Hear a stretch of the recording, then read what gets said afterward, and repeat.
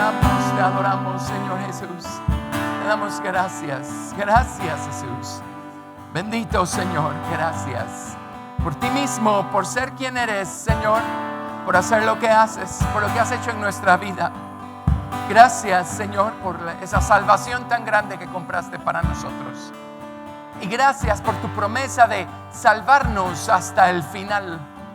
No solo de la paga del pecado, Señor, que es la muerte y el infierno, sino del poder y de la presencia del pecado que hay todavía en nosotros. Señor, gracias por esa obra completa.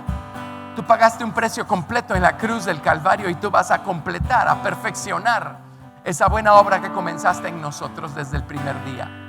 Jesús, gracias que podemos venir a ti, Señor, para adorarte y bendecirte, para tener comunión contigo, Señor Dios, y para sentarnos a tu mesa y comer, Señor, del pan, del cordero que tú tienes servido para nosotros, Señor.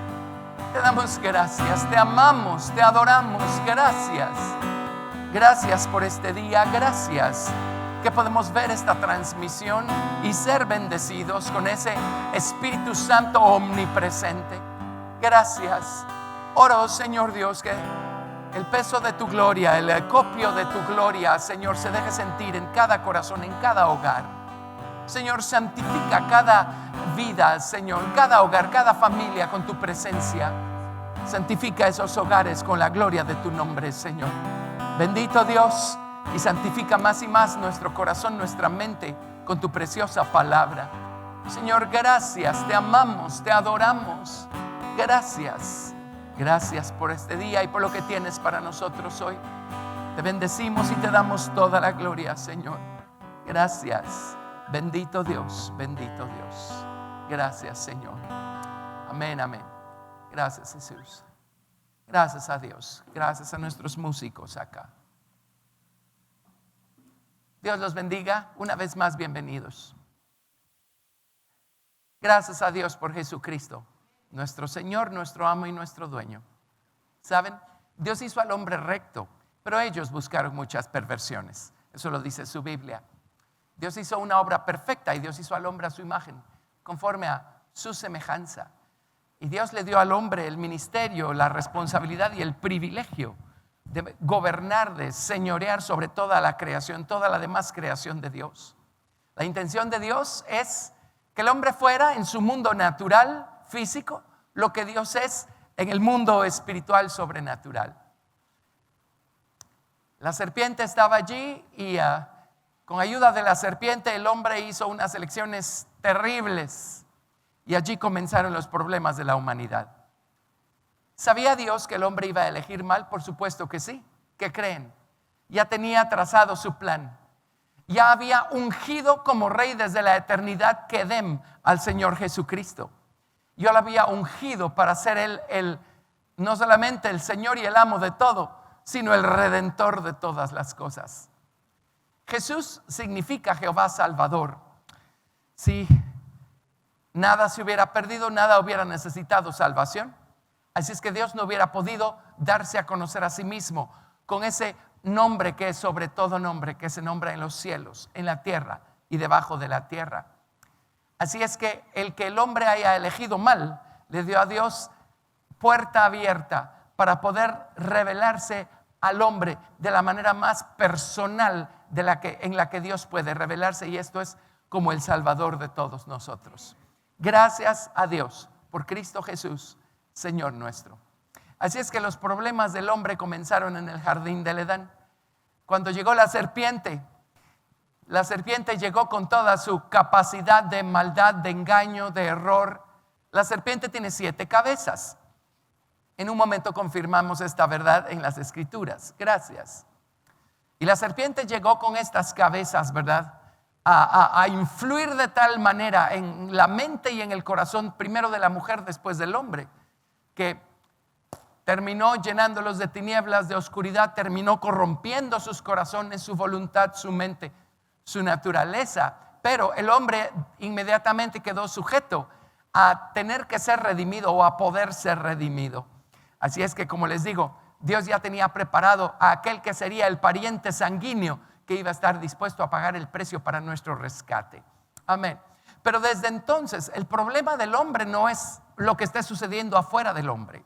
El problema del hombre no es su entorno, no es su ambiente, no es su familia, no son las circunstancias. El problema del hombre está dentro del hombre. La naturaleza del hombre se corrompió. El problema del hombre es su propia naturaleza, está dentro.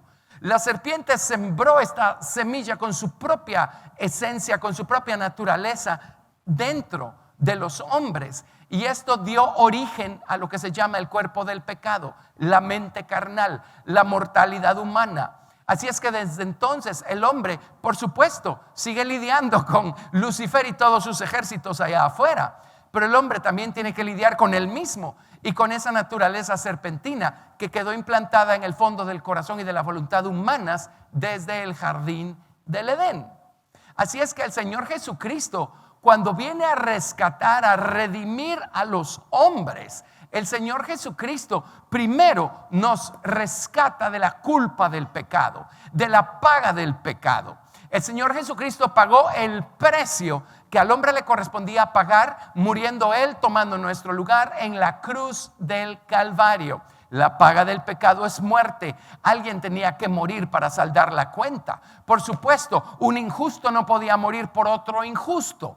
¿Quién entonces pagaría el saldo del injusto que murió por el otro? El hombre no puede, por más que trate, rescatar a ningún hombre. Así es que Jesucristo, el Verbo divino, Dios el Hijo, se hizo hombre, un hombre perfecto, un hombre apartado de pecados, un hombre limpio, libre de pecado. Él murió por nosotros, tomando nuestro lugar en la cruz del Calvario. Así es que cuando nosotros ponemos nuestra fe en Jesucristo y le pedimos a Jesús que nos salve, de inmediato el precio que Él pagó es hecho nuestro. Nos apropiamos de ese precio que Él pagó, habiendo pagado así nosotros entonces por nuestra culpa en el momento en el que ponemos nuestra fe en Jesucristo. Eso nos reconcilia con el Padre porque ya no tenemos una deuda moral que pagar. Eso nos acerca al Padre, nos reconcilia con el Padre y la sangre del Señor Jesucristo nos justifica o nos declara libres de culpa. En otras palabras, a partir de allí Dios hace de caso que no hicimos nada y empieza un nuevo caminar, una nueva jornada maravillosa con el Señor Jesucristo, una aventura maravillosa con el Señor Jesucristo. A través de Cristo la eternidad y el tiempo son reconciliados. A través de Jesucristo lo todopoderoso y lo débil son reconciliados. A través de Jesucristo el creador y la criatura quedan reconciliados. Y ahora la criatura puede caminar en comunión con el creador todos los días de su vida. Jesús primero nos rescata, nos salva de la paga del pecado, que es la muerte y el infierno. Lo primero que experimentamos es la vida eterna a través del perdón de pecados. Pero una vez habiendo recibido perdón para nuestros pecados, ahora el Señor Jesucristo, quien ha venido a morar dentro de nuestros corazones, comienza poco a poco a conquistar ese terreno del que tomó posesión la serpiente allá en el jardín del Edén. Él poco a poco comienza a conquistar nuestra naturaleza carnal. Él no solamente nos ayuda a obtener victorias aquí afuera, nos fortalece, nos instruye y nos equipa para poder enfrentar las batallas espirituales que el diablo quiera presentarnos. Por fuera, el Señor Jesucristo empieza a ayudarnos a ver cuál es el camino por el que debemos caminar y qué cosas le agradan, qué cosas debemos dejar atrás, y empezamos a desprendernos por fuera de muchas cosas que al Señor no le agradan y el Señor nos va a ir mostrando en el camino. Pero al mismo tiempo el Señor va a ir trabajando por dentro, y aquí adentro Él va a ir conquistando paso a paso, poco a poco, toda esa enemistad en contra de Dios que se encuentra en nuestro viejo hombre, en nuestra mente carnal. Toda esa rebelión, toda esa resistencia, todo ese error, toda esa ignorancia, todas esas tinieblas, toda esa oscuridad que hay en el corazón del hombre, el Señor comienza a conquistarlos poco a poco. Así es que caminar con Cristo va a resultar en tremendas victorias aquí afuera y va a resultar en tremendas victorias aquí adentro. La causa del pecado está dentro del hombre. Y mientras haya un tentador y nosotros todavía tengamos un viejo hombre, un viejo corazón, estaremos expuestos a poder tropezar y caernos a causa de las tentaciones que vienen de allá afuera. Porque el tentador todavía va a encontrar terreno aquí adentro. Todavía va a encontrar actitudes, va a encontrar cosas en nuestro corazón que aún no han sido convertidas, que aún no han sido regeneradas. Así es que a medida que el Señor va venciendo por dentro, más y más vamos venciendo por dentro, porque menos y menos vamos cayendo en tentación, porque las cosas que antes nos seducían, ahora ya no nos van a seducir, porque Jesucristo ha tomado posesión de esa área de nuestra vida, de esa área de nuestro corazón. Así es que la batalla no solo es por fuera, la batalla es por dentro.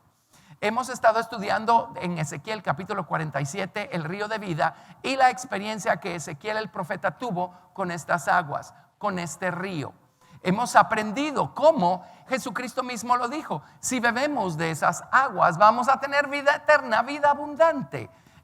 Beber de las aguas nos da salvación. Esa es nuestra primera experiencia con las aguas del río de verdad, con las aguas del río de vida.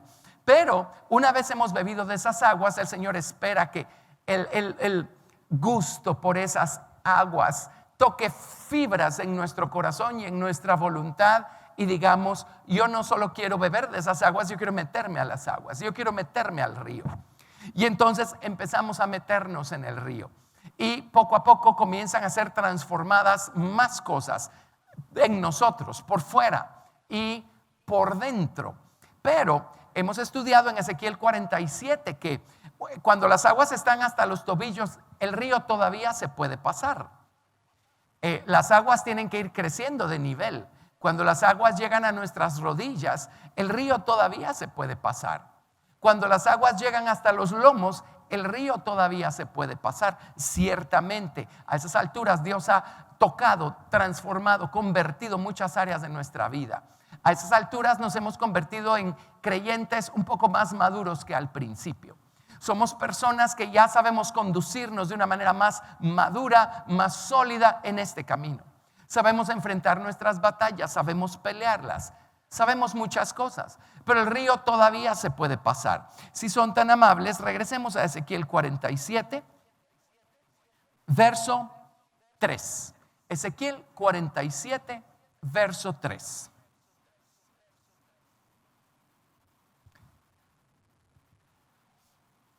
Ezequiel 47:3 nos dice: y salió el varón hacia el oriente llevando un cordel en su mano, y midió 1000 codos y me hizo pasar por las aguas hasta los tobillos. Me hizo pasar. Midió otros 1000 y me hizo pasar por las aguas hasta las rodillas. Midió luego otros 1000 y me hizo pasar por las aguas hasta los lomos. Midió otros 1000 y era ya un río que yo no podía pasar. Llegó un punto en donde el río ya no se puede pasar, porque las aguas habían crecido. Y en muchas otras versiones y en la Biblia hebrea, este versículo se lee de la siguiente manera: midió otros 1000, era ya un río que yo no podía pasar porque las aguas habían crecido, aguas para nadar en ellas, aguas que no se pueden pasar. La palabra pasar significa sobrepasar, olvidar, significa alejar. La palabra pasar significa apartar, quebrantar, revelar. Significa transgredir, evitar, enojar, irritar, indignar, enfurecer, enemistarse con, eliminar, remover, pasar por encima de. Todo eso significa pasar. Así es que esta acción de pasar las aguas no denota nada bueno, de acuerdo a la definición de la palabra pasar. Y en nuestra experiencia personal podemos dar testimonio que esto es así.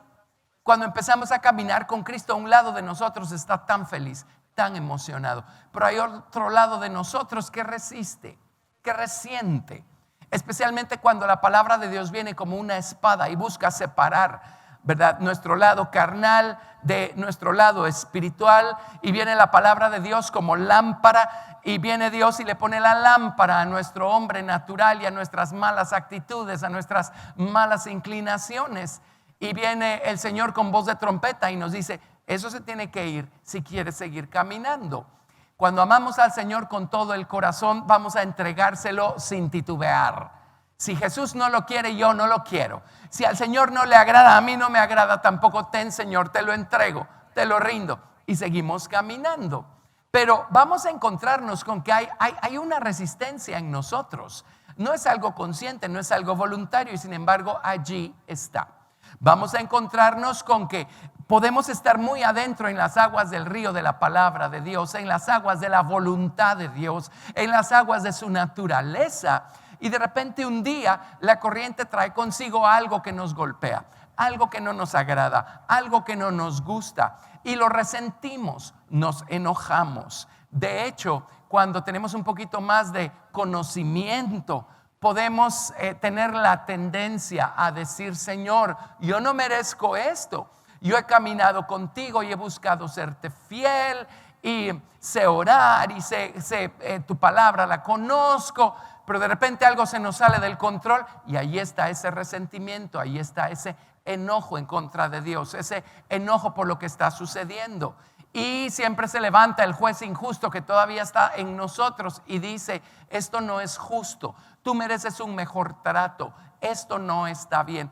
Si somos honestos, no importa en qué etapa del camino cristiano nos encontremos, seguimos lidiando con este síndrome, con esta cosa. Y en un lado de nosotros decimos: Señor, pero yo te amo, yo no quiero renegar, yo no quiero hacer berrinche, yo no me quiero enojar. Pero por el otro lado el enojo no sale natural y el berrinche sale solo. Y pensamos: qué barbaridad. Entonces yo creí que era más espiritual de lo que ya era. Yo creí que había caminado más de lo que ya he caminado. Pues hagamos a un lado al juez injusto, porque esos veredictos tampoco van a ser ciertos, y recibamos los veredictos de Dios. Claro que hemos caminado, claro que hemos progresado, claro que hemos avanzado, pero estamos encontrándonos, enfrentándonos con una realidad que todavía está allí. Sale de lo más profundo de nuestra voluntad, sale de lo más profundo de nuestro corazón. Bueno, ¿qué creen? Jesucristo murió en la cruz del Calvario para salvarnos también de eso. Se llama la causa del pecado. Así es que el Señor tiene un plan, tiene un propósito, tiene un ministerio, tiene una tarea. Por eso seríamos las personas menos sabias del mundo si llevamos la obra de Cristo en nosotros hasta cierto punto, y allí decidimos detenernos, rebelarnos, resistirnos, salir corriendo y ya no querer saber más. ¿Qué necio es el hombre cuando deja a medias un proceso que lo va a llevar a un grado de victoria y a un grado de gloria indescriptibles? Así es que nada vale la pena, nadie vale la pena como para salirnos del camino por causa de esto, de aquello, de lo otro, o de aquel o de aquella. Nada. No se salga del camino por nada. No se salga del río por nada. Porque Ezequiel, él no se salió del río. El río todavía se podía pasar, todavía se podía evadir, todavía se podía evitar. El río todavía podía el profeta señorear y decidir. Todavía podía pelearse, todavía podía enojarse, todavía podía indignarse, porque iban a venir cosas que todavía no le parecían. Pero una cosa hizo el profeta: él no se salió del río. Él siguió en el río, él siguió en la corriente, y las aguas siguieron subiendo, siguieron subiendo, siguieron subiendo. Ya les mencioné, no se los he enseñado todavía, vamos camino a eso. Voy poco a poco, estoy edificando línea sobre línea, precepto sobre precepto. Un poquito aquí, un poquito allá. Pero ya les expliqué que este río en hebreo se llama Nahal. Y Nahal literalmente se refiere a un torrente de invierno. En otras palabras, mientras más hielo se descongela, más impetuosa es la corriente, más alto es el nivel del agua. Este río de vida es un río Nahal, es un torrente de invierno. Entonces tiene que haber manera de descongelar más de ese hielo, más de esa escarcha, amén, y hacer que las aguas suban de nivel. ¿Por qué hielo? ¿Por qué escarcha? Traza el tema en la palabra de Dios y va a descubrir esta conexión entre el hielo y el fuego y la persona de Dios. ¿Y sabe por qué hielo? Dios congela su verdad, la solidifica. Son sus misterios, son las cosas que están ocultas para la mente de los hombres, excepto que los hombres tengan suficiente fuego de deseo por Dios, de amor por Dios, de celo por Dios, de necesidad de Dios. Que los hombres tengan suficiente fuego del Espíritu Santo para orar como se debe, para adorar a Dios como se debe, para descongelar los tesoros, los misterios, los secretos que están allí esperando ser descongelados. Amén. Todavía no hemos tocado eso, vamos camino a eso, vamos poco a poco. Pero las aguas del río subieron de nivel. Y Ezequiel no se salió del río, nunca se salió del río. No importa cuánto resintamos aquello que viene de Dios que no entendemos y que a nuestra carne no le guste. Si viene de Dios, tiene que ser bueno. Si viene de Dios, tiene que ser necesario. Ahora déjeme detenerme y preguntarle: ¿hay algo que pueda no venir de Dios? Él es la causa, el origen. Él es el Señor de todas las cosas, el creador de todas las cosas. Así es que si llegó, Dios tiene que estar detrás. Si pasó, Dios tiene que estar detrás. De acuerdo, quien hizo averías con Job fue Satanás, pero ¿quién le dio permiso? ¿Quién tenía un plan, un propósito, una razón? ¿Quién se enseñoreó de la situación? ¿Quién se glorificó con esa situación? Y últimamente fue para gloria de Dios y para provecho temporal y eterno de Job. Dios siempre estuvo detrás. No hay otra causa, no hay otro origen. Dios es el origen, Dios es la causa de todas las cosas. Y Jesucristo es el redentor de todas las cosas. El propósito de todo lo que Dios permite, crea, hace, es para revelarnos a Jesucristo. Porque Dios crea las cosas, Dios crea la situación, Jesucristo las redime. O Jesucristo nos redime de algo en medio de la situación. Entonces Jesucristo se dio a conocer. Jesucristo fue revelado en medio de esa situación y obtuvimos una victoria todavía más grande. Ve qué sabio es Dios, qué maravilloso es Dios. Gracias a Dios, sus planes son perfectos. Amén. Gracias, Jesús. ¿Por qué no evitó Dios que la serpiente se colara al corazón de los hombres en el jardín del Edén y a la voluntad humana? Porque Dios se iba a servir de aquello para que el hombre pudiera tener una revelación más alta, más profunda, más ancha y más larga de Jesucristo y del amor de Dios que excede a todo conocimiento, para que seamos llenos de toda la plenitud de Dios. Amén. Gracias, Jesús. Muy bien. Así es que cuando la serpiente entró a la voluntad humana, la serpiente entró con toda su capacidad, con toda su naturaleza, ¿verdad? Y se implantó allí adentro. La serpiente, el dragón, Leviatán, tiene 7 cabezas. Esto lo vemos claramente en el libro de Apocalipsis, en Apocalipsis capítulo 12, verso 3. Apocalipsis 12, 3. Y todo lo que la serpiente, nuestro archienemigo, el diablo, hace, lo hace por medio de estas 7 extensiones o ramificaciones de su naturaleza o cabezas. En Apocalipsis capítulo 12, verso 3, leemos claramente: también apareció otra señal en el cielo, y aquí un gran dragón escarlata que tenía 7 cabezas y 10 cuernos, y en sus cabezas 7 diademas. ¿Sí? El dragón tiene 7 cabezas. Leviatán, estamos hablando de la misma naturaleza. Ahí están las 7 cabezas. Cuando la serpiente entró a la voluntad humana, entró con todo y sus 7 cabezas. Y mire, todo lo que tiene que ver con el diablo va a ser una extensión, una ramificación de aquello.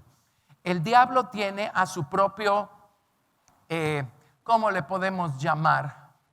Paladín, entrenado, el anticristo. Y en Apocalipsis capítulo 12, verso 13, adivine cuántas cabezas tiene el anticristo. Ahora, déjeme aclarar esto, el anticristo es una persona, va a ser una persona, es un espíritu, una persona con este espíritu y más que un espíritu. Pero el anticristo es una persona. ¿Cómo sé que es una persona? Hay personas que dicen que es un sistema, o son gobiernos, o es una organización, o es una computadora. El anticristo es una persona, porque que yo sepa, las computadoras no van a terminar sus días en el lago de fuego, ni los gobiernos ni las organizaciones. Y el libro de Apocalipsis claramente nos dice que el anticristo y el falso profeta van a terminar sus días en el lago de fuego que arde con azufre. ¿De acuerdo? Así es que estas cabezas son espirituales, es una extensión del corazón del anticristo. El anticristo tiene 7 cabezas porque él es imagen y semejanza de su papá, el diablo. Apocalipsis 13:1. Me paré sobre la arena del mar y vi subir del mar una bestia que tenía 7 cabezas y 10 cuernos. Así es que aquí tienen estas 7 cabezas o estas 7 ramificaciones. Es importante entenderlas. El enemigo, cuando nos hace batalla, cuando nos hace guerra, y si sucede, Dios está detrás, porque Dios está por manifestarse a nuestra vida a través de Jesucristo de una manera maravillosa. Y Dios sabe que necesitamos esa presión, esa batalla para nuestro bien y para su gloria. Pero cuando el diablo ataca desde afuera, ataca a través de una de estas 7 cabezas. Cuando el dragón ataca, ataca con una de estas 7 cabezas. Y cuando lidiamos nosotros con estas cosas que no podemos controlar, que salen de dentro de nosotros, de lo más profundo, no importa cuánto hayamos crecido en Cristo en un lado de la balanza, seguimos lidiando con un grado de resistencia, un grado de rebeldía. Mire a Job. Job era perfecto, recto, temeroso de Dios y apartado del mal. Job había crecido en Cristo. Job tenía una estatura espiritual madura en Jesucristo, ¿sí? Pero cuando la presión llegó a ser suficiente, empezó a aflorar este síndrome que todavía estaba presente en Job. ¿Saben detrás de qué andaba Dios en Job? De la causa del pecado. Ya Job reflejaba a Cristo y caminaba de una manera agradable a Dios de muchas maneras. Y el dictamen de Job la primera vez fue: Jehová dio, Jehová quitó. Sea el nombre de Jehová bendito. Que pues recibiremos el bien de Dios y el mal no lo recibiremos. Job era una persona madura. Entonces, ¿cómo conciliamos su madurez en un lado de la balanza con estas quejas, blasfemias y cosas que salieron, esta ignorancia que había del otro lado de la balanza? ¿Cómo lo conciliamos? Porque todo eso fue lo que salió cuando la presión ya se puso tremenda y cuando el horno se calentó 7 veces. Amén. Entonces, lo que quiero explicarles es que estas 7 cabezas operan desde dentro también. Por eso a veces estamos felices y en paz y de repente, ¡pum!, de dentro sale algo, y de estar en paz y reposados y tranquilos y gozosos, de repente nos sentimos afligidos, preocupados, afanados, atormentados, y no hay una causa aparente allá afuera que haya provocado el asunto. De repente de dentro sale un grado de aflicción y sale oscuridad, y decimos: pero ¿y aquí qué pasa? Bueno, es porque estamos peleando una batalla por dentro también. Ahora, mira lo que hizo Ezequiel en el capítulo 47. Él no se ocupó de la batalla, no se preocupó de la batalla, no se enfocó en la batalla. ¿Cuál fue su foco allí? ¿Cuál fue su afán, su trabajo, su tarea? Permanecer en el río, ir haciendo progreso, ir permitiendo que Dios fuera midiendo su progreso, ir descongelando más y más agua para que la corriente vaya subiendo. Ezequiel sabía que tenía que llegar al punto en el que la corriente iba a ser más poderosa que la resistencia que salía de dentro. Amén. Que la rebeldía que salía de dentro. Entonces Ezequiel se enfocó en seguir buscando a Dios, en seguir descongelando más aguas, en seguir aprendiendo, en seguir practicando. Él se enfocó en su relación con Dios. Él se enfocó en su propio progreso espiritual, en seguir haciendo progreso en su relación con Dios, en conocerlo, en caminar, en seguir hacia adelante y hacia arriba. Ese fue el enfoque de Ezequiel. Tarde o temprano las aguas fueron tales que el río ya no se podía pasar. En estas otras versiones no solo dice y yo ya no podía pasar el río, dice las aguas crecieron de tal manera que el río ya no se puede pasar. No hay fuerza humana que resista y no hay fuerza diabólica que resista el poder de la corriente, de la verdad. Amén. Gracias, Jesús. Entonces, ese tiene que ser nuestro enfoque. Seguir bebiendo y seguir caminando en el río y seguir dejando que las aguas suban. La victoria la va a obtener el Señor tarde o temprano, y al paso que vamos, más temprano que tarde, porque ya no queda mucho tiempo. Amén. Pero quiero explicarles para que vean, para que nos ubiquemos, darles ejemplos, y voy a escoger ejemplos únicamente del Nuevo Testamento, con la excepción de algunos de estos puntos que vendrán en los días que vienen, para que vean cómo efectivamente lidiamos con estas cosas. El problema es que al no saber de dónde viene esto, nos excusamos, las excusamos, nunca se las llevamos al Señor, no les hacemos caso, o nos dejamos gobernar y señorear por estas actitudes. Amén. Pero vamos a ver estas 7 cabezas y cómo operan desde adentro, ¿sí?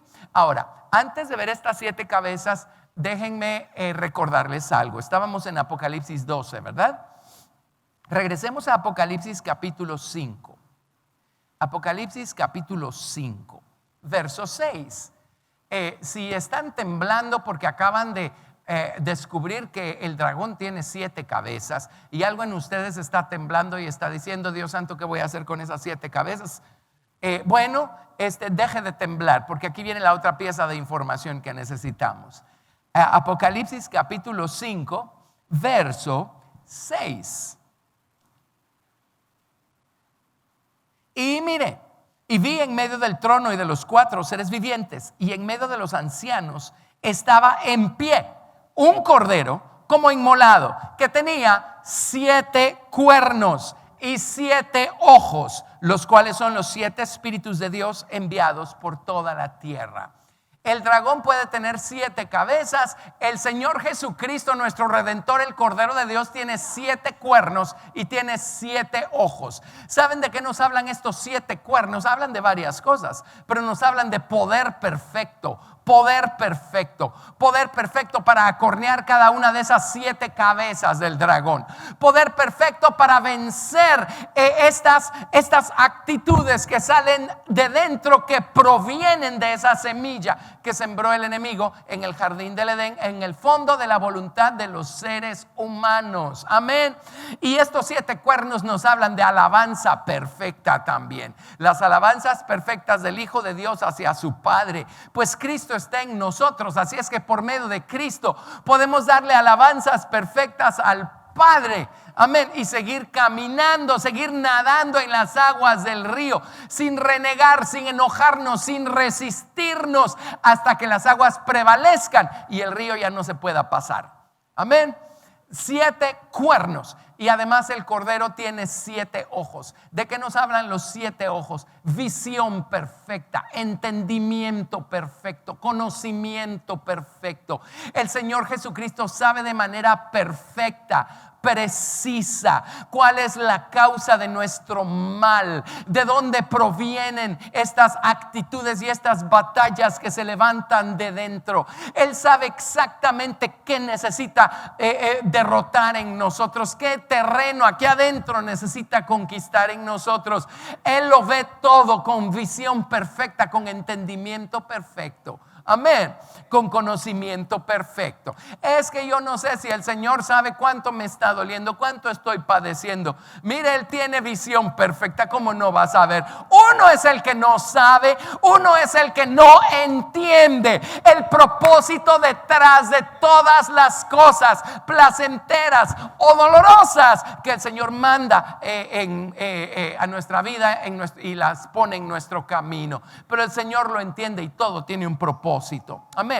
Déjenme solo llevarlos a Segunda de Crónicas capítulo 16. Segunda de Crónicas capítulo 16. Oiga esto. Segunda de Crónicas 16, verso 9. Segunda de Crónicas 16, 9. Porque los ojos de Jehová contemplan toda la tierra para mostrar su poder, sus cuernos, a favor de los que tienen corazón perfecto para con Él. ¿Sabe qué es un corazón perfecto para con Dios? No es alguien que no se equivoca, no es alguien que no tiene todavía un viejo hombre y una mente carnal. La palabra perfecto significa amigable, amistoso, recíproco. Una persona perfecta para Dios es una persona recíproca, es una persona que responde, es una persona que atiende, es una persona que busca hacer lo que Dios quiere que haga y lo que sabe que es bueno. Una persona perfecta es aquella que quiere agradar al Señor. Amén.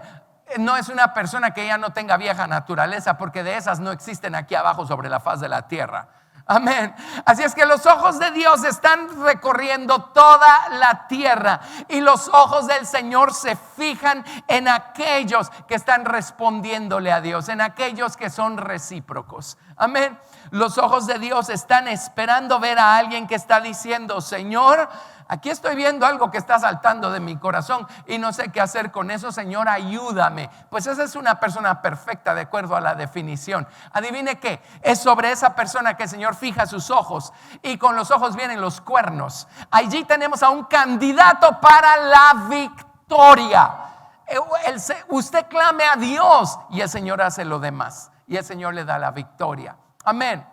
Entonces, esta lección, hermanos, todos lidiamos con las cosas que vamos a enumerar aquí en estos días, pero lo que quiero enfatizar es lo siguiente: hay un gran grueso, gruesísimo, grandísimo del cristianismo que no conoce estas cosas, no entiende estas cosas y no sabe cómo crecer. No sabe cómo lidiar con estas cosas, no sabe cómo lidiar con sus actitudes. Hay mucha gente que vive así, vivirá así toda la vida sin encontrar el camino para librarse de estas cosas y crecer en Cristo y dejarse gobernar, dejarse conquistar por el Señor Jesucristo. Amén. Entonces, el que las enumeremos, que nos sirva como espejo para vernos a nosotros mismos y saber qué debemos traerle al Señor y acerca de qué debemos clamar al Señor. Y por el otro lado, esta lección tiene el objeto de animarnos a seguir bebiendo de las aguas del río y a meternos hasta los tobillos, hasta las rodillas, hasta los lomos, y a seguir metiéndonos de tal manera que el río ya no se pueda pasar. Lo que quiero es animarlos a nunca salirse del río, nunca salirse de las aguas, salirse de la corriente de Dios que viene del trono. Amén. Vamos a hacer esto en estos días y entonces les voy a enseñar cómo se descongela más agua. Gracias, Jesús. Muy bien, las 7 cabezas del dragón, ¿cómo sabemos cuáles son? Porque las vemos actuando por todos lados. Recordarán la lección de la semana pasada. Al faraón de Egipto lo comparan con el dragón, le llaman el dragón al faraón de Egipto. Entonces, estas actitudes tienen que haber estado operando a través del faraón. Tiene que haber sido la manera como el faraón antagonizó con el pueblo de Israel cuando estaban todavía en Egipto. Así es que vamos a ver eso. Pero igualmente, ¿se acuerdan en Apocalipsis 12 que el dragón está esperando devorar al hijo varón? Sí, nosotros estamos buscando dar a luz una estatura madura de Cristo. Así es que hoy el dragón está trabajando por medio de estas 7 cabezas, buscando atacarnos a nosotros con estas cosas. Adivinen quién más fue atacado de esta manera, sino Jesús, el hombre recién nacido allá en Belén hace 2000 años, y quien fungió como dragón en esos días fue Herodes. Y si ustedes ven todo lo que hizo Herodes buscando matar a Jesucristo, van a encontrar los mismos principios de operación, los mismos trucos buscando acabar con Jesús que había nacido en esta tierra. Es lo que es lo que el dragón buscó hacer en Egipto, porque estaba buscando acabar con esa nación que estaba naciendo, valga la redundancia allí. Amén. El Señor mandó a Moisés con un mensaje y le dijo a Faraón: deja ir a mi hijo, deja ir a mi hijo. Así es que el hijo espiritual de Dios en la nación de Israel estaba naciendo, y el faraón, o el dragón en la persona del faraón, buscó devorarlo. ¿Ven el cuadro?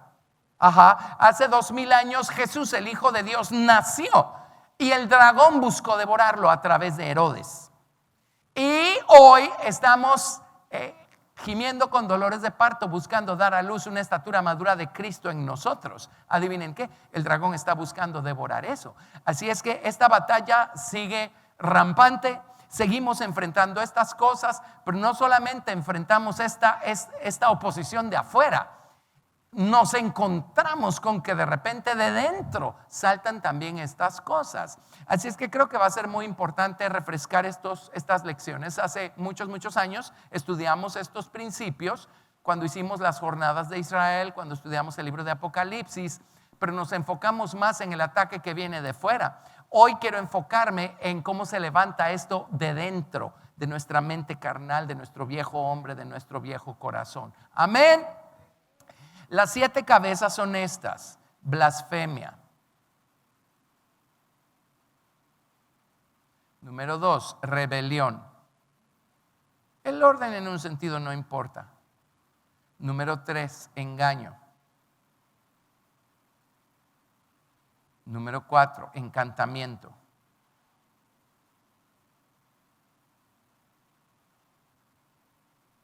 Número 5, ignorancia. Número 6, aflicción. Y número 7, muerte. Esas son las cabezas. Esas son las 7 cabezas. Vamos a ver la primera. Hoy creo que solo vamos a ver la primera. Tampoco quiero estar 7 domingos con este tema, pero vamos a ver cuánto quiera el Señor que nos adentremos. Pero veamos la primera: blasfemia. La cabeza de blasfemia. Éxodo capítulo 5. Solo necesitamos el verso 1 y el verso 2. Allí en estos 2 versículos vamos a ver blasfemia, vamos a ver ignorancia y vamos a ver rebelión manifestándose en la persona del faraón. Éxodo 5, verso 1 y verso 2. Después Moisés y Aarón entraron a la presencia de Faraón y le dijeron: Jehová, el Dios de Israel, dice así: deja ir a mi pueblo a celebrarme fiesta en el desierto. En otras palabras, para poder servirlo con sacrificios, con acciones de gracias, con holocaustos en el desierto. Verso 2. Faraón respondió: número 1, ¿quién es Jehová? ¿Qué es eso? Blasfemia. ¿Quién es Jehová? Para que yo oiga su voz y deje ir a Israel. Y la segunda es ignorancia, ¿verdad? Ni sé quién es, ni me interesa. No voy a oír su voz y no voy a dejar ir a Israel. Blasfemia e ignorancia. Y la tercera es rebelión. No voy a oír, no sé quién es Dios, no me interesa saber quién es Dios, no voy a oír su voz y no voy a dejar ir libre al pueblo de Israel. Ahí tienen blasfemia, rebelión e ignorancia. Tremendo, ¿no? Y díganme si no vemos esto operar en el corazón de los hombres. Nos vamos a enfocar al corazón de los hombres, al corazón nuestro. Vamos a ver un montón de actitudes que salen de nosotros mismos con estas lecciones para poder llevárselas al Señor, ¿sí? Pero ¿cuántas veces A lo mejor a nosotros nos hablaron del Señor Jesucristo y a la persona que estaba buscando evangelizarnos al principio se encontró con esta actitud, ¿verdad? ¿Y quién es Jesús? ¿Y a mí qué me importa? Yo no lo necesito. Y mucha gente opera de esa manera. Ahora, no solo es la persona. Estamos hablando de la naturaleza humana. Amén. Y estamos hablando también de la obra del diablo en el corazón de los hombres. ¿Sí? Pero veamos cómo puede operar esta blasfemia en nosotros hoy todavía. Vámonos, por favor, a Romanos 2:24. Romanos 2:24.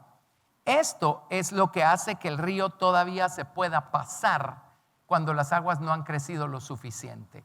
Estas cosas son las que hacen que todavía podamos rebelarnos, resistirnos, enojarnos, alejarnos.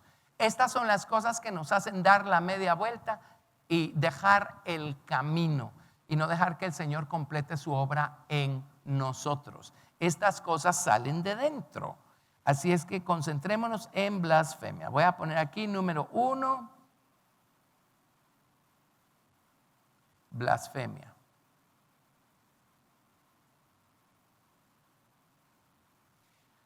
Romanos capítulo 2, verso 24. Está hablándole aquí está hablando, refiriéndose a los judíos acá. Romanos 2:24 dice, porque como está escrito, el nombre de Dios es blasfemado entre los gentiles por causa de vosotros. Y la intención de Dios en la antigüedad era que el pueblo de Israel llegara con una estatura espiritual madura a los montes de Jerusalén, conquistaran Jerusalén, se asentaran allí después de conquistar la tierra y desde allí ellos reflejaran la luz de Dios, de su palabra, de su Torah escrita en sus corazones. Ellos fueran un testimonio vivo de Dios a las naciones vecinas y que las naciones vecinas se convirtieran al Dios de Israel. Pero conocemos la historia bíblica. Cuando entraron a la tierra de Canaán empezaron a hacer alianzas con los habitantes de la tierra. Estos habitantes tenían que ser destruidos porque su naturaleza se había corrompido hasta el punto en el que ya no había regreso, hasta el punto de no retorno. Amén. El hombre puede llegar a llenar su copa de iniquidad hasta el punto de no retorno. La tierra está llegando a ese lugar y lo único que va a quedar es la gran tribulación y los juicios de Dios. Pues eso pasó con las naciones de Canaán. El pueblo de Israel, en vez de destruirlas como Dios les dijo, empezaron a hacer alianzas con ellas y empezaron a adoptar las prácticas idolátricas de estas naciones y a actuar como las naciones y a casarse con las hijas de las naciones, etc. Y su conducta llegó a ser tal que estas naciones empezaron a blasfemar de Dios por causa de la conducta del pueblo de Israel. La palabra blasfemia significa denigrar, escarnecer, difamar, tratar con desprecio. Y acá las naciones gentiles estaban difamando, despreciando, menospreciando al Dios de Israel a causa del terrible ejemplo que les estaba dando la nación de Israel, que es la nación a la que Dios tomó para darse a conocer a ellos, ¿verdad? Y para trabajar con sus corazones. Ahora adivinen qué.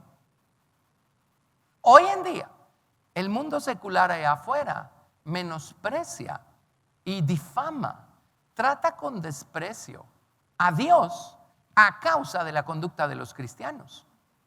Entonces, cierto, son ellos los que están blasfemando, pero quienes están provocando esa blasfemia son aquellos que no están actuando de acuerdo a lo que se supone que son. Esa tiene que ser la cabeza de blasfemia operando, ¿sí? No solo blasfemar, sino provocar la blasfemia. Yo lo pongo en la mismísima categoría. Amén. Así es que esta cabeza de blasfemia, ¿cómo opera? Cuando vivimos una doble vida y por un lado decimos que somos cristianos y por el otro lado no vivimos como cristianos. Eso lo provoca la cabeza de blasfemia. porque eso provoca una fiesta allá afuera, ¿verdad? Y la gente blasfema el nombre del Señor a causa de los cristianos y de su terrible conducta en muchos casos lamentables. Amén. Esta cabeza de blasfemia sigue operando, sigue manifestándose. Es una blasfemia, o estamos vilificando al Señor. Estamos teniendo en poco, como poca cosa, su nombre, cuando nuestras palabras no coinciden con nuestras acciones. Cuando la vida que estamos viviendo no coincide con la vida que debiera vivir un cristiano. Eso es blasfemia. Y no importa cuántos años tengamos de ir a la iglesia, si nuestras palabras no coinciden con nuestros hechos, si lo que decimos que somos no coincide con nuestras acciones, la cabeza de blasfemia sigue gobernando, sigue trabajando. Y a quién sabe cuántas gentes les hemos arrancado una vilificación en contra del nombre de Dios por causa de nuestro mal testimonio. Ahora, esto déjenme decírselos bien, ya nacimos con esto. Esto es lo que sembró el diablo en el corazón de los hombres, ¿sí? Vámonos ahora a Apocalipsis capítulo 2, verso 9. Apocalipsis capítulo 2, verso 9. Les voy a apuntar las citas aquí. Esa primera era Romanos 2:24. Ahora nos vamos a Apocalipsis capítulo 2, verso 9. Apocalipsis 2, 9.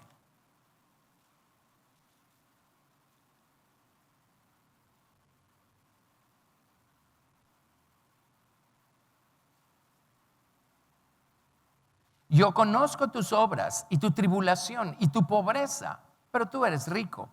Y la blasfemia de los que se dicen ser judíos y no lo son, sino sinagoga de Satanás. Pruebo mi punto con esto. La blasfemia de los que dicen ser una cosa cuando son otra. Ahí estamos difamando, denigrando, tratando con desprecio, escarneciendo el nombre del Señor. Otra definición de blasfemar es cortar con palabras o hacer pedazos con palabras, ¿sí? Así es que esta es la manera más penosa como blasfemamos nosotros el nombre del Señor. Y estamos hablando de personas creyentes, personas salvas, pero su conducta no coincide, ¿verdad?, con lo que se supone que son. Dicen ser una cosa, pero con sus hechos demuestran lo contrario. Eso es blasfemia. Ahora, esto lo heredamos, ¿sí? No nos propusimos ser así. Ya nacimos con esta inclinación, con esta tendencia. Ahora, ¿qué tenemos que hacer? Vernos a nosotros mismos, arrepentirnos con todo el corazón para que Jesucristo nos limpie con su preciosa sangre. Amén. Y seguir metiéndonos en el río de Dios de tal manera que las aguas prevalezcan sobre cualquiera que sea la semilla que todavía está ahí adentro, de la que puede salir un grado de blasfemia en algún momento de nuestra jornada. Espero estarme explicando con esto. Amén. Blasfemia, ¿sí? Amén. Si estos temas se tocaran con más frecuencia y con más claridad en todas las iglesias cristianas, creo que ya habríamos vencido bastante esta blasfemia que provoca el decir que somos una cosa y hacer otra con nuestros actos. Amén. Pero lamentablemente este tipo de temas no son atractivos, no llenan las iglesias, y si nuestro afán es llenar la iglesia, entonces no vamos a tocar estos temas. Ahora, mi afán es llenar la Nueva Jerusalén, y para llegar a la Nueva Jerusalén, pues el Señor tiene que tratar con nosotros. Amén. Muy bien. Primera de Timoteo 6 del 1 al 5. Primera de Timoteo 6 del 1 al 5. Yo quiero la verdad, yo necesito la verdad, yo necesito saber cómo puedo ser más como Cristo, cómo puedo agradarlo. Yo necesito entender contra qué estoy batallando, con qué cosas necesita lidiar Jesús en mí. Yo necesito saber qué cosas rendirle, entregarle, confesarle al Señor Jesucristo. Amén. Y yo necesito saber que si no me salgo de ese río, jamás, tarde o temprano, la corriente va a ser tan impetuosa que va a acabar con cualquier semillita que haya quedado allí, que pueda generar, en este caso, blasfemia. La blasfemia de decir que soy una cosa cuando en realidad soy otra. Primera de Timoteo 6 del 1 al 5.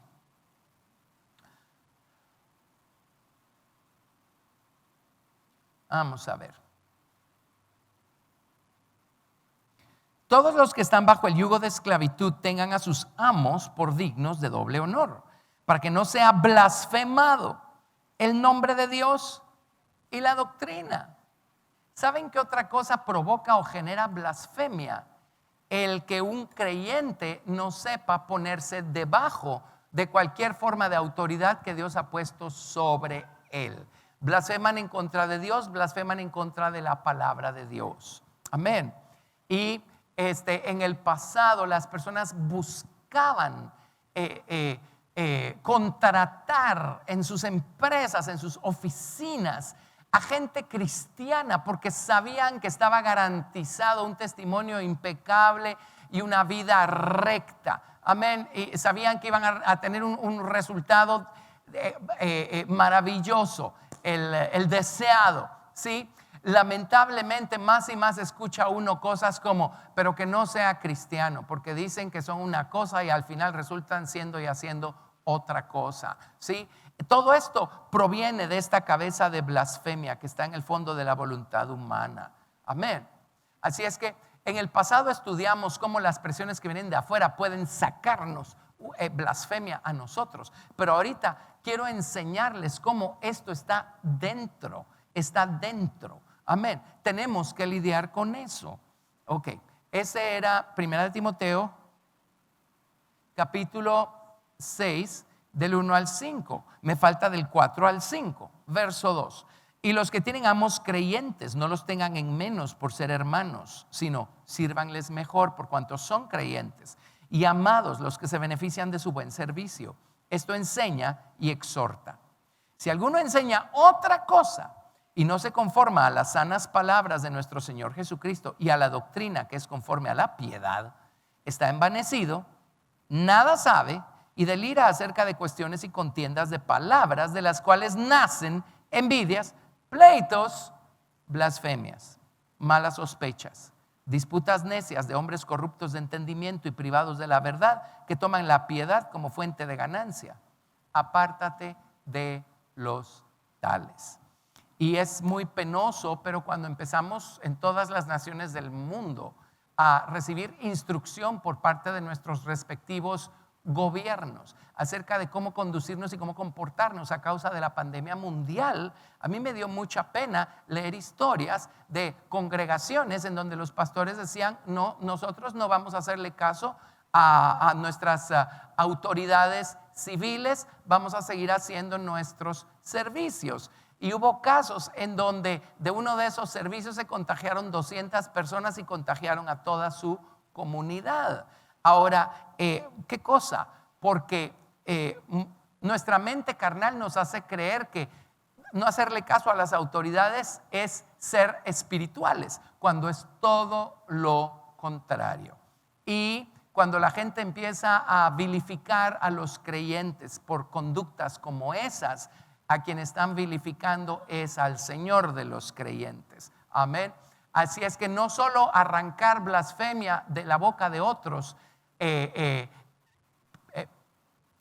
blasfemia no es solo lo que arrancamos de la boca de otros. Blasfemia es que no coincida lo que decimos que somos con lo que hacemos, como ya vimos. Así es que blasfemia es no someternos a nuestras autoridades y enseñarle a otros a no someterse a sus autoridades. La Biblia dice claramente que nos sometamos a todas las autoridades humanas.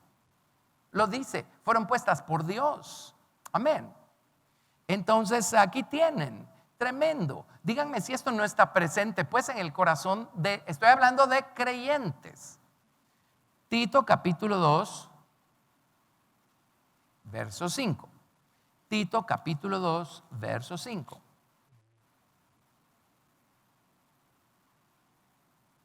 Bueno, leamos desde el verso 1.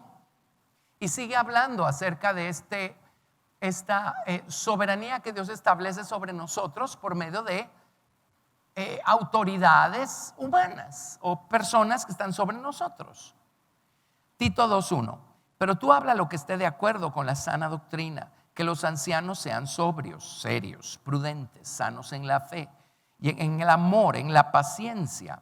Que las ancianas asimismo sean reverentes en su porte, no calumniadoras, no esclavas del vino, maestras del bien. Que enseñen a las mujeres jóvenes a amar a sus maridos y a sus hijos, a ser prudentes, castas, cuidadosas de su casa, buenas, sujetas a sus maridos, para que la palabra de Dios no sea blasfemada. ¿Sí? Aquí tenemos nosotros cómo Dios estableció su soberanía en casa y cómo la soberanía de Dios se transmite en casa. ¿Sí? Por medio de mujeres mayores a las mujeres menores, por medio de esposos creyentes y piadosos al resto de su familia. Y dice, si ustedes no encuentran su lugar y resienten la soberanía de Dios que ha sido puesta sobre ustedes, entonces esto va a provocar blasfemia. Ya vimos pues que no solamente es la blasfemia que se provoca, es el provocarla lo que también se llama blasfemia. Estoy siendo claro con esto. Amén. Y hoy en día tenemos que tener mucho cuidado como hombres y mujeres cristianos de empaparnos de las aguas del río de verdad que proviene del trono de Dios. Lea su Biblia, estúdiela con la intención de entender, de aprender lo que aquí se nos está diciendo y de practicar lo que aquí se nos está diciendo. Nada sustituye el estudio de la palabra de Dios. Amén. Y hay muchos cristianos que no abren su Biblia. Entonces de repente escuchan, aprenden acerca de las corrientes de este mundo y de lo que está en boga y de lo que está de moda y de lo que se está diciendo y hablando. Y a su mente carnal les hace sentido y empiezan a correr por ese mismo camino sin discernir y sin saber que en la palabra de Dios el Señor nos está marcando otro camino diferente. Amén. Muy bien, ya aquí podría detenerme y hablar acerca de lo que está ocurriendo en el mundo a nuestro alrededor y del nivel al que ya llegó la inmoralidad de los hombres y la mentalidad de los hombres, en donde ya no le llaman a las cosas por lo que son, sino le llaman a las cosas por lo que quieren que sean. Ahora, créanme, sin meterme en detalles, pero todo eso empezó cuando en el hogar el orden que Dios estableció empezó a ser quebrantado. ¿Sí? Puedo ser más científico y explícito con esta explicación, pero no lo voy a hacer. Así es que tiene implicaciones tremendas el no conocer la Biblia y empezar a amoldarnos a las corrientes de este mundo. Y hay muchos cristianos que están cayendo en ese error o blasfemia porque no conocen su Biblia. Ahora, no podemos decir que estamos metidos en el río de vida si no estamos caminando con lo que vamos aprendiendo de la palabra de Dios. ¿Sí? Nada sustituye el estudio de la palabra de Dios. Cuando empezó el movimiento del Espíritu Santo, de los dones del Espíritu Santo, a inicios del siglo XX, pues el Espíritu Santo se ha movido siempre, pero quiero decir, de alguna manera quedó establecido como un hecho el mover del Espíritu Santo y el mover de los dones. Poco a poco empezaron a surgir corrientes y voces que decían, no, pues ya no hay necesidad de tener estudios bíblicos estructurados. Lo que necesitamos es buscar tener experiencias con el Espíritu Santo. Lo que necesitamos es la profecía o el don de profecía del Espíritu, y no necesitamos necesariamente la palabra escrita o la profecía de la palabra que hay en la palabra de Dios. Entonces miren qué horror, qué peligro. La gente entonces empieza a buscar los dones, desconoce la Biblia y cuando sienten están caminando por un camino totalmente contrario. No pueden ni siquiera discernir si a través del don están oyendo la palabra y la voluntad de Dios o están oyendo otra cosa que no tiene nada que ver. Amén. Muy bien. Vámonos a Segunda de Pedro. Segunda de Pedro 2, del 1 al 2. Segunda de Pedro 2, del 1 al 2.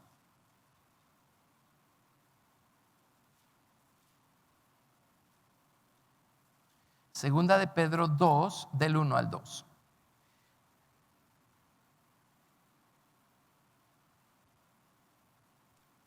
Pero hubo también falsos profetas entre el pueblo, como habrá entre vosotros falsos maestros, que introducirán encubiertamente herejías destructoras y aún negarán al Señor que los rescató, atrayendo sobre sí mismos destrucción repentina. ¿Sí? Y muchos seguirán sus disoluciones, por causa de los cuales el camino de la verdad será blasfemado. Cuando empezamos a oír otras cosas, otras corrientes, mire, si no está en la Biblia, usted no lo necesita, usted no lo quiere, usted no quiere saber nada de eso. Amén. Y créame, todo lo que necesitamos está en la palabra de Dios. Amén. No importa cuán exótico suene el concepto, no importa quién lo esté diciendo, si no está en la palabra de Dios, usted no lo necesita. Amén. Si nosotros nos vamos detrás de todas estas corrientes, y vamos a verlo con las otras cabezas del dragón también, pero si estamos buscando todas estas corrientes y buscando a ver dónde están diciendo algo diferente, esa es la cabeza de blasfemia que está operando de dentro a través nuestro. No solo estamos provocando blasfemia en otros, es blasfemia lo que estamos haciendo nosotros, de acuerdo a todo lo que ya hemos examinado. ¿Sí? Muy bien. Mire, Marcos 7:21. Marcos 7:21.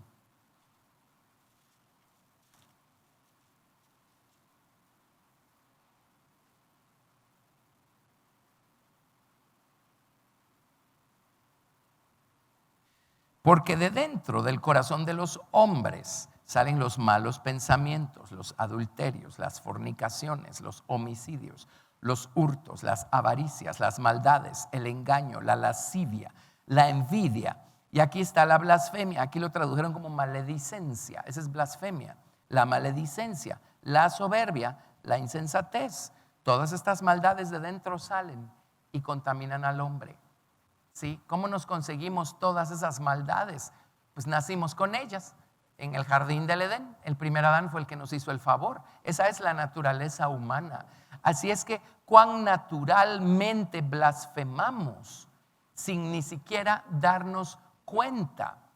Ahora, tenemos que hacer dos cosas acá: darnos cuenta y alejarnos de esa conducta, pedirle al Señor que nos limpie. Esa es una.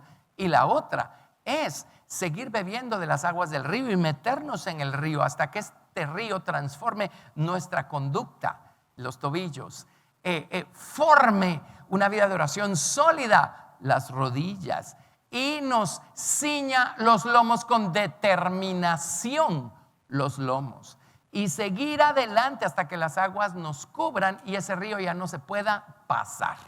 Amén.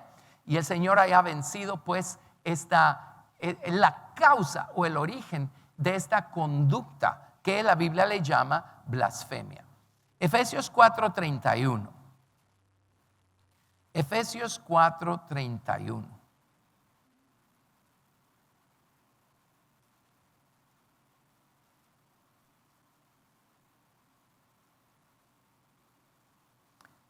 Quítense de vosotros toda amargura, enojo, ira, gritería y maledicencia. Esa es blasfemia. En otras Biblias lo traducen blasfemia. Y toda malicia. Lo que está diciendo acá es que la blasfemia es algo natural al hombre. Por eso tenemos que hacerla a un lado. Tenemos que quitarla de en medio. Quítese de vosotros, dice, toda blasfemia, ¿sí? Y toda malicia. Aquí lo tradujeron como maledicencia. Amén. ¿Y qué es la blasfemia? Es decir que somos algo que no somos. Es decir que somos algo y con nuestras acciones probar lo contrario. Eso es básicamente blasfemia, ¿sí? La blasfemia de los que se dicen ser judíos y no lo son, dice Apocalipsis allí, ¿verdad? Ok. Y vamos a ver. Apocalipsis 13.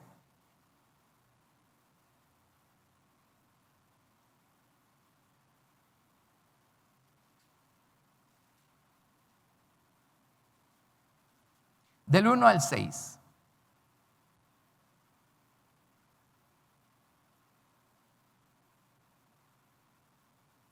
Me paré sobre la arena del mar y vi subir del mar una bestia. Este es el anticristo. que tenía 7 cabezas y 10 cuernos, y en sus cuernos 10 diademas, y sobre sus cabezas un nombre blasfemo. Y vi la bestia, y la bestia que vi era semejante a un leopardo, y sus pies como de oso, y su boca como boca de león, y el dragón le dio su poder y su trono y grande autoridad. Y vi una de sus cabezas como herida de muerte, pero su herida mortal fue sanada, y se maravilló toda la tierra en pos de la bestia. Y adoraron al dragón que había dado autoridad a la bestia, y adoraron a la bestia diciendo: ¿quién como la bestia? ¿Y quién podrá luchar contra ella? También se le dio boca que hablaba grandes cosas y blasfemias, y se le dio autoridad para actuar 42 meses o 3 años y medio. Este es el anticristo. El anticristo tiene un nombre de blasfemia escrito sobre su frente, y el anticristo tiene una boca que habla blasfemias. Ahora, el anticristo va a ser la culminación del sistema de este mundo. El anticristo va a ser la personificación de todo lo que está mal, pero todo lo que está operando ya en este mundo. Él va a ser la personificación de todo aquello. Él va a ser la imagen del dragón hecha hombre, digámoslo así, aquí en la tierra. Amén. Entonces, la blasfemia, eso es parte del mundo del anticristo, del mundo del dragón. El vilificar a Dios, el tratar a Dios con menosprecio, no con palabras. Oh, no, si vamos a la iglesia nunca va a ser con palabras, pero sí va a ser con nuestra conducta, y eso es lo peor. Por eso no nos damos cuenta muchas veces, o a veces sí nos damos cuenta. Pero la blasfemia pertenece al mundo del diablo, es una de sus cabezas. Amén. Y el anticristo, él va a ser un blasfemo, va a vilificar, a difamar, a denigrar, a escarnecer, a tratar con desprecio todo lo que tenga que ver con el Señor Jesucristo. Amén. Entonces, no seamos nosotros así. Estamos tratando con desprecio al Señor Jesucristo cuando menospreciamos nosotros sus caminos, su palabra, su voz. Cuando menospreciamos la reprensión del Espíritu Santo. Estamos tratando con desprecio o blasfemando del Señor Jesucristo, cuando con nuestra boca decimos ser una cosa y con nuestros hechos probamos lo contrario. Eso es blasfemia. El Señor quiere librarnos de eso. No podemos dejar que esa cabeza siga operando en nosotros, gobernando nuestras acciones. Y si nosotros seguimos viviendo así, cuando aparezca el anticristo, perdón que lo diga, pero yo no sé si vamos a ser candidatos para escapar del anticristo, ¿sí? Si toda la vida nos habremos sentido en casa con estos niveles de blasfemia, no creo que tengamos ganas de irnos allá arriba. A lo mejor vamos a quedarnos aquí para enfrentar al anticristo. Eso no es lo que Dios quiere. Dios lo que quiere es que nos arrepintamos mientras aún haya tiempo. Vivir una doble vida, en otras palabras, es blasfemia. Apocalipsis 17, verso 3. Apocalipsis 17, 3. Así es que el sistema de este mundo es blasfemia. Los gobiernos espirituales de este mundo son blasfemia. Cuando nosotros menospreciamos lo que Cristo ha hecho por nosotros, lo que Cristo nos ha dado, cuando lo menospreciamos, estamos blasfemando, estamos poniéndonos a la par del sistema y del espíritu de este mundo. Y en Apocalipsis 17:3 dice: y me llevó en el espíritu al desierto, y vi a una mujer sentada sobre una bestia escarlata, llena de nombres de blasfemia, que tenía 7 cabezas y 7 cuernos. Esta mujer, este es Apocalipsis 17:3, es esta ciudad, Babilonia la grande, la madre de las rameras y de las abominaciones de la tierra, y está sentada sobre el anticristo y sobre el dragón, que tienen este nombre de blasfemia. ¿Y saben qué es esa mujer? Es el sistema religioso que va a prevalecer durante la gran tribulación. Esta grande ciudad, la Biblia habla de los 2 testigos a quienes les van a quitar la vida al final de la tribulación, y sus cuerpos van a quedar allí, dice, en la plaza de la gran ciudad, que en sentido espiritual se llama Sodoma y Egipto, en donde el Señor también fue crucificado, dice. ¿sí? Así es que entendamos de qué se trata. Es el sistema que el anticristo va a establecer en este mundo, ¿sí? Esa es blasfemia, el sistema del anticristo. Así es que tengamos mucho cuidado y pongamos una franca diferenciación entre nosotros, Cristo, su reino y los reinos de este mundo y la conducta de la gente que pertenece a este mundo. Nosotros no queremos tener nada que ver con eso, pero espero que haya quedado claro esto. Vivir una doble vida nos pone en esa categoría. Vivir una doble vida es blasfemar, decir que somos una cosa y actuar de manera completamente contraria. Eso es blasfemia. Ahora, como les digo, ya nacimos con eso, pero el Señor nos dice: quítese de vosotros toda blasfemia, toda maledicencia. Quítese de vosotros toda blasfemia, lo que significa que algo tiene que cambiar con nuestra conducta, ¿verdad? Algo tiene que cambiar con nuestra conducta. Esa es nuestra tarea, ir al Señor y pedirle perdón y pedirle a Jesús que nos limpie con su sangre y seguir navegando en las aguas del río hasta que la corriente sea tan impetuosa que haya sido totalmente conquistada esta causa que traemos adentro desde el día que nacimos. Amén. Vamos a orar. Padre, en el nombre de Jesús, Señor, bendito Dios, tu palabra, entre otras cosas, es un espejo donde podemos vernos a nosotros mismos y examinarnos, Señor Dios, a la luz de tu palabra y de tu espíritu. Padre Santo, perdónanos, Señor Dios, si hay algún grado de blasfemia todavía operando en nosotros, Señor. Si todavía nos estamos dejando manejar por esta blasfemia que hay en el fondo del corazón humano. Señor, en el nombre de Jesús, ayúdanos a quitar de nosotros cualquier forma de blasfemia. Perdónanos, Padre, cuando nuestras palabras y nuestra conducta no coincidan. Perdónanos, Señor Dios Santo. Eso es blasfemia y además estamos provocando blasfemia de parte de los demás. Perdónanos, Señor Dios, por menospreciar, por escarnecer, Señor, por despreciar de esa manera el amor con el que nos amas, la obra que has hecho en nuestra vida que ya comenzaste. Señor, perdónanos por menospreciar y por despreciar de esa manera el alto llamado que nos has hecho, Señor, el supremo llamamiento que nos has hecho. Perdónanos por menospreciar de esa manera tu nombre, Señor Dios, y provocar en otros menosprecio también. Padre, oramos que nos libres. Señor, ya descubrimos que las aguas del río llegan al punto, Señor, en el que esto ya no puede seguir manejándonos porque las aguas ya no se pueden pasar, Señor. Padre Santo, no queremos que nos maneje esta semilla, esta cabeza de blasfemia, Señor, que heredamos del primer Adán. Padre, perdónanos, nos sale tan natural vivir una doble vida. Perdónanos, nos sale tan natural decir una cosa y hacer otra. Perdónanos, Señor, nos arrepentimos, Padre, en el nombre de Jesús, Señor. Ya lo vimos, Señor. Ahora, Jesús, con tu preciosa sangre, límpianos y líbranos de seguir dejándonos gobernar, Señor, por esta cabeza de blasfemia, Señor Dios Santo, que heredamos de Adán, Señor. En el nombre de Jesús, perdónanos, Señor. Ayúdanos a enderezar nuestros caminos, Señor.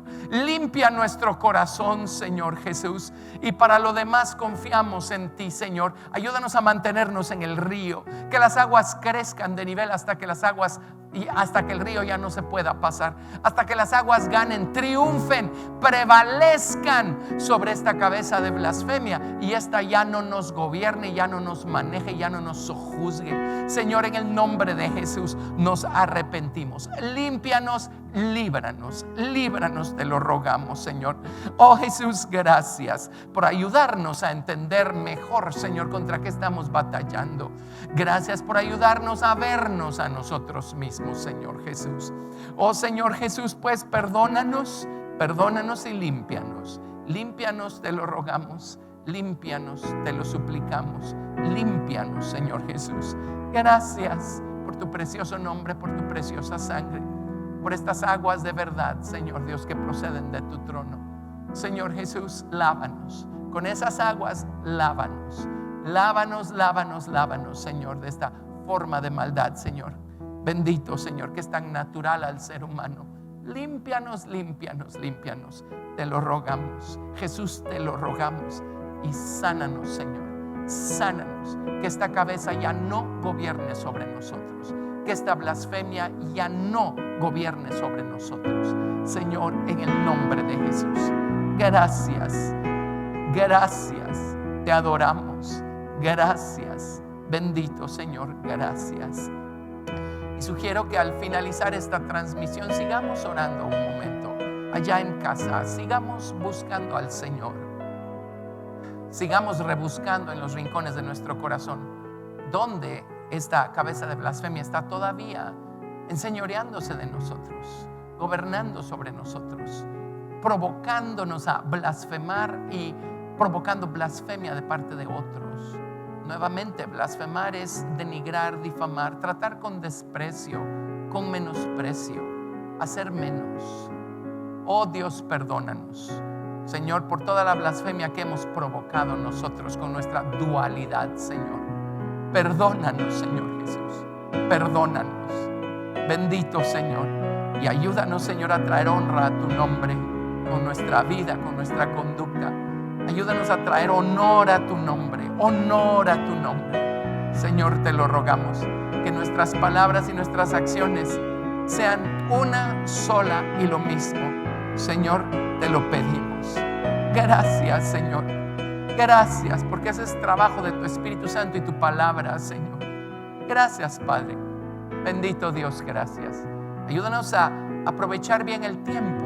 En estos días tenemos un poco más de tiempo disponible para buscarte. Y ayúdanos a lidiar, Señor Dios, con esta cabeza de blasfemia, Señor, hasta vencerla en tu nombre. Gracias, te amamos, te damos toda la gloria, te adoramos en tu precioso nombre. Amén, amén. Dios los bendiga.